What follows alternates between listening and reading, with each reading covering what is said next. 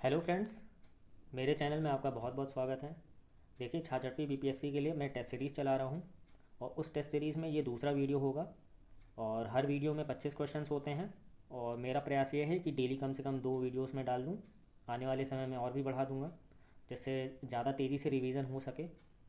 और ये वीडियोस केवल बिहार की पीसीएस के लिए ही उपयोगी नहीं है, बल्कि और भी जो एग्ज़ाम्स होने वाले हैं, जैसा कि मैंने बताया आपको, उन सभी के लिए समान रूप से उपयोगी है।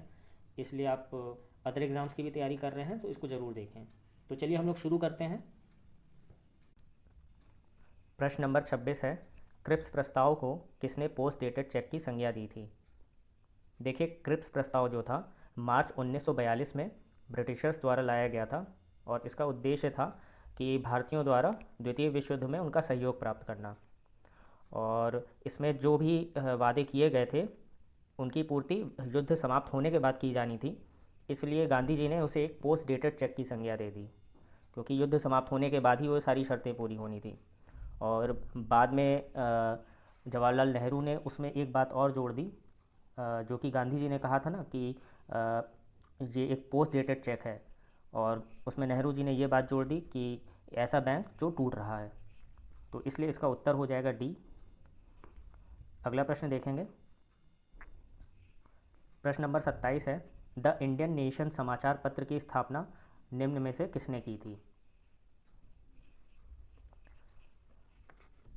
तो देखिए, 1931 में दरभंगा के महाराज कामेश्वर सिंह ने द इंडियन नेशन नामक समाचार पत्र का प्रकाशन शुरू किया था।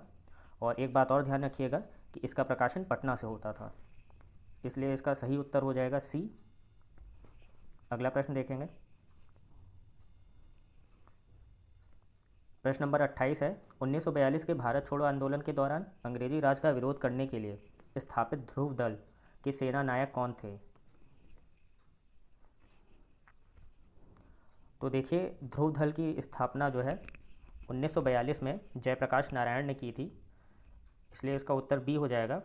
और ये ध्रुव दल जो था, ये ध्रुव कुंडू के नाम पे, जो कि एक बाल क्रांतिकारी थे और 1942 के भारत छोड़ो आंदोलन में शहीद हो गए थे अंग्रेज़ों की गोली लगने से। उनके नाम पे जयप्रकाश नारायण ने ध्रुव दल का गठन किया था। उत्तर बी हो जाएगा 28 का। अगला प्रश्न देखेंगे। प्रश्न नंबर 29 है, नौजवान भारत सभा की स्थापना किसने की थी। तो देखिए, 1926 में भगत सिंह ने नौजवान भारत सभा की स्थापना की थी। इसलिए 29 का उत्तर हो जाएगा बी। प्रश्न नंबर 30 है, सुधारक पत्र के संपादक निम्नलिखित में से कौन थे। प्रश्न नंबर 30 है, सुधारक पत्र के संपादक निम्नलिखित में से कौन थे। देखिए, इस प्रश्न का कई जगह उत्तर गोपाल कृष्ण गोखले दिया रहता है, मगर ये गलत उत्तर है। इसके संपादक गोपाल कृष्ण गोखले नहीं थे, बल्कि गोपाल गणेश अगरकर थे। इस नाम को आप ध्यान रखिएगा, गोपाल गणेश अगरकर इसके संपादक थे सुधारक के। इसलिए इनमें से कोई भी ऑप्शन नहीं सही है। आंसर हो जाएगा ई। अगला प्रश्न देखेंगे। प्रश्न नंबर 31 है, भारतीय संविधान का कौन सा अनुच्छेद राज्य को महिलाओं और बच्चों के कल्याण को बढ़ावा देने के लिए विशेष प्रावधान करने का अधिकार देता है। तो देखिए, अनुच्छेद 15 का उपभाग 3, 15 का 3 जो है, ये महिलाओं और बच्चों के लिए विशेष प्रावधान करने का अधिकार देता है सरकार को। और एक बात और ध्यान रखिएगा कि 15 का जो 4 है वो SC ST के लिए विशेष उपबंध करने का अधिकार देता है। तो ये दोनों ही फैक्ट ध्यान रखिएगा, बहुत इंपॉर्टेंट है। इसलिए इसमें आंसर हो जाएगा 31 का सी। नेक्स्ट क्वेश्चन देखेंगे। प्रश्न नंबर 33 है, प्रथम पिछड़ा वर्ग आयोग का गठन कब किया गया था।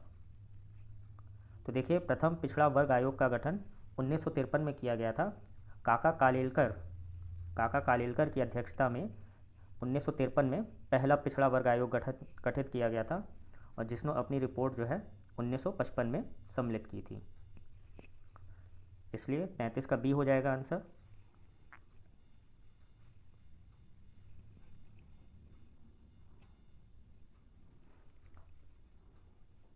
बत्तीसवां प्रश्न छूट गया था, माफ़ कीजिएगा, इसको भी कर लेते हैं। प्रश्न नंबर 32 है, निम्नलिखित में से कौन सा शब्द भारतीय संविधान की मूल प्रस्तावना में शामिल नहीं था। तो जो मूलतः संविधान लिखा गया था उसमें कौन सा शब्द जो निम्न दिए हुए हैं उसमें शामिल नहीं था। तो देखिए, प्रभुत्व संपन्न, लोकतांत्रिक और गणराज्य, ये तीनों शब्द का उल्लेख था, मगर पंथ निरपेक्ष शब्द का उल्लेख नहीं था। ये शब्द बाद में 1976 में जब 42वां संशोधन हुआ संविधान में, जिसे लघु संविधान संशोधन भी कहा जाता है या लघु संविधान भी कहा जाता है, उसके तहत ये शब्द डाला गया था। और दो शब्द और जोड़े गए थे, समाजवाद और अखंडता। उन दोनों शब्द का भी ध्यान रखिए। तो समाजवाद, अखंडता और पंथ निरपेक्ष, तीन शब्दों को 1976 के 42वें संशोधन द्वारा भारत के संविधान की प्रस्तावना में शामिल किया गया। इसलिए उत्तर हो जाएगा बी। चलिए 34वां प्रश्न देखेंगे सीधे हम लोग। निम्नलिखित में से कौन सुमेलित नहीं है। तो देखिए, बाईं तरफ वाद दिए हैं और दाहिनी तरफ वर्ष दिए हैं, तो इसमें से बताना है कौन सुमेलित नहीं है। तो देखिए, केशवानंद भारतीवाद 1973 में हुआ था, ये सही है। मिनर्वा मिल्स वाद 1980 का है। एसआर बुम्बई वाद 1994 का है। बस गोलकनाथवाद जो है ये गलत दिया है, ये 1965 में ना होके 1967 में हुआ था। इसलिए इसमें जो सुमेलित नहीं है वो ए ऑप्शन है, आंसर हो जाएगा ए। 35वां प्रश्न देखेंगे। राष्ट्रपति के पुनः निर्वाचन की योग्यता का उल्लेख निम्न में से किस अनुच्छेद में है। तो देखिए, राष्ट्रपति के पुनः निर्वाचन के संबंध में अनुच्छेद 57 में दिया हुआ है। और इसमें क्या दिया हुआ है, इसमें ये बताया गया है कि एक व्यक्ति कितनी भी बार राष्ट्रपति के पद पर निर्वाचित हो सकता है। और एक बात और ध्यान रखिएगा, अगर निर्वाचन की प्रक्रिया पूछी जाए कि किस अनुच्छेद में दिया है, तो ये अनुच्छेद 54 होता है। तो इसमें सही आंसर हो जाएगा 35 का सी। नेक्स्ट क्वेश्चन देखेंगे।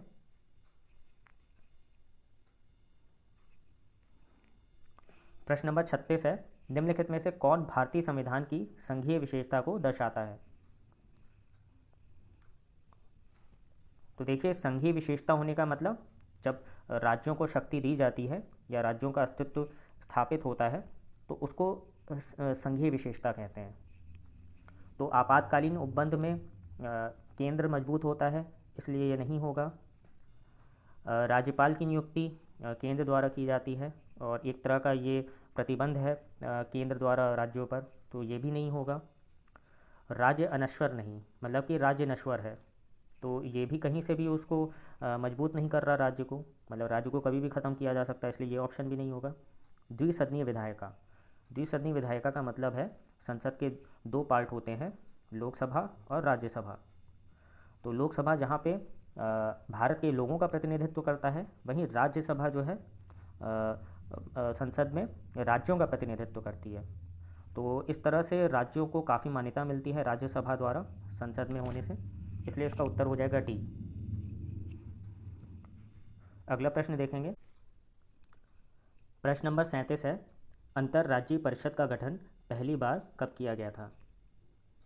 देखिए, केंद्र राज्य संबंध पर अपनी संस्तुति देने के लिए सरकार ने एक सरकारी आयोग गठन किया था और सरकारी आयोग ने अपनी जो रिपोर्ट प्रस्तुत की थी उसके आधार पर अनुच्छेद 263 के तहत एक अंतर्राज्यीय परिषद का गठन किया गया था सन 1990 में। कब? 1990 में अंतर्राज्यीय परिषद का गठन किया गया था सरकारी आयोग की संस्तुति पर, इसलिए इसमें उत्तर हो जाएगा ई, इनमें से कोई नहीं। 38 नंबर का प्रश्न देखेंगे। लोकसभा की सीटों की दृष्टि से निम्न में से कौन सुमेलित नहीं है। तो बाईं तरफ प्रदेश है, दाहिनी तरफ लोकसभा सीटें हैं। तो उत्तर प्रदेश में लोकसभा की सीटें जो हैं वो 80 हैं, ये बिल्कुल सही दिया है। महाराष्ट्र में 48 हैं, ये भी सही है।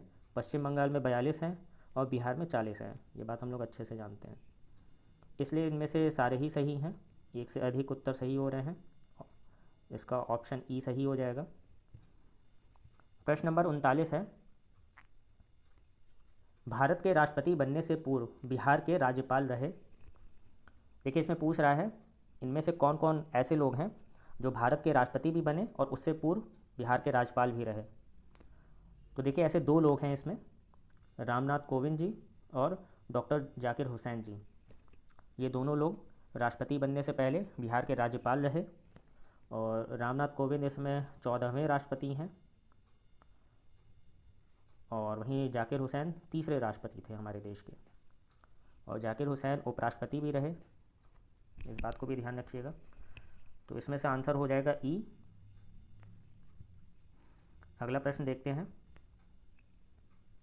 प्रश्न नंबर 40 है, संसद द्वारा राष्ट्रीय आपातकाल के समय राज्य सूची के विषयों पर बनाए गए कानून आपातकाल की समाप्ति के बाद कितने समय तक प्रभावी रहते हैं।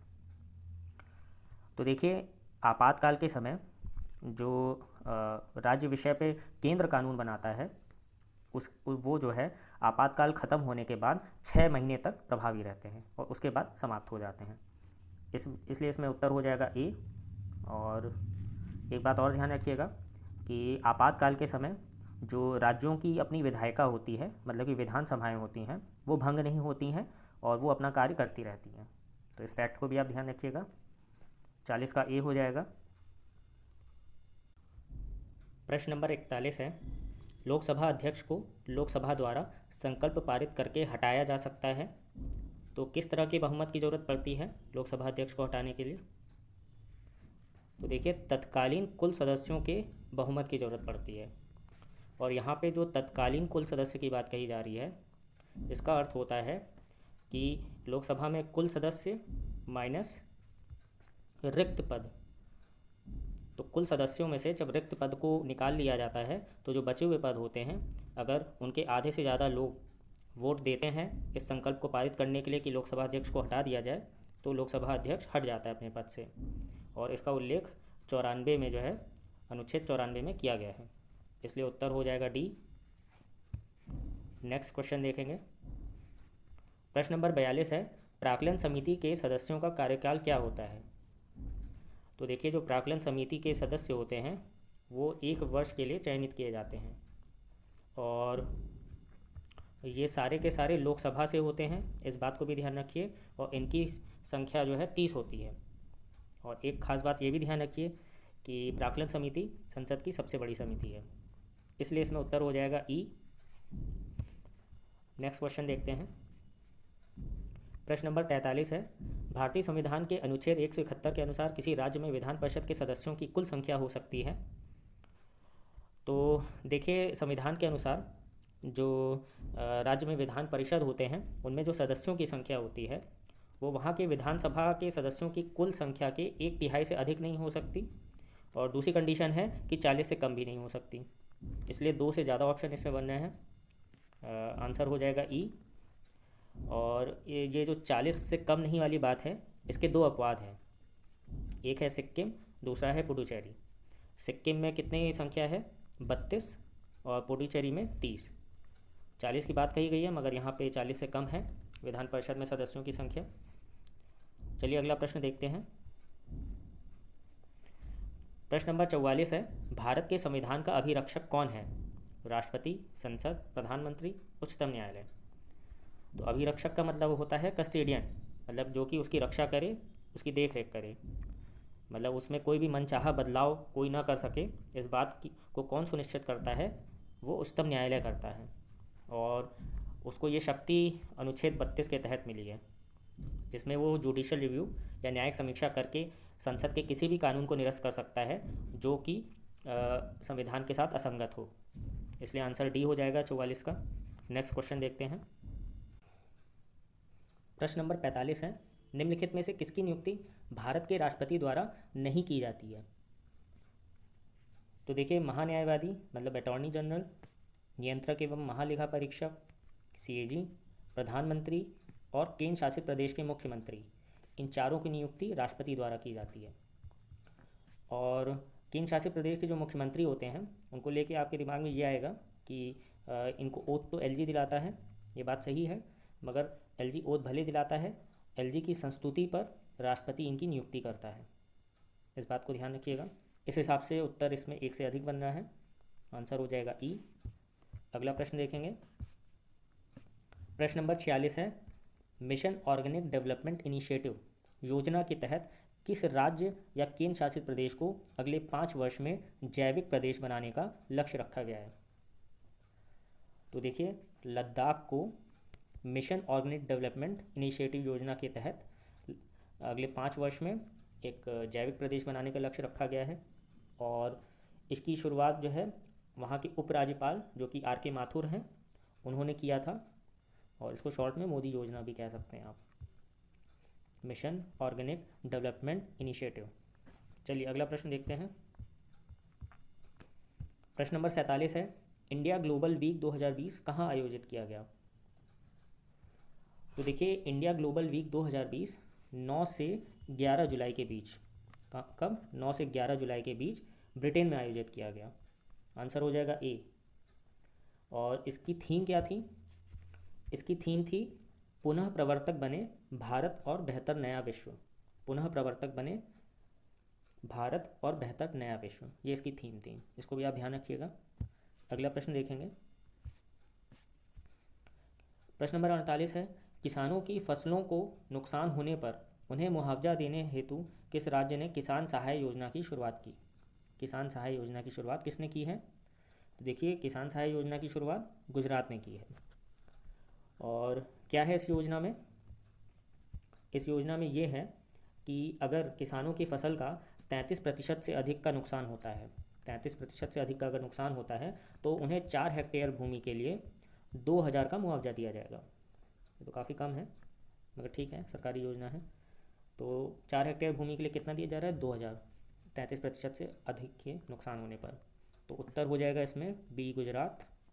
अगला प्रश्न देखेंगे। प्रश्न नंबर 49 है, 74वें स्वतंत्रता दिवस के अवसर पर प्रधानमंत्री नरेंद्र मोदी ने किस क्षेत्र को भारत की मुख्य भूमि से जोड़ने के लिए ऑप्टिकल फाइबर लिंक की स्थापना करने की घोषणा की? तो देखिए, इसका सही उत्तर है लक्षद्वीप।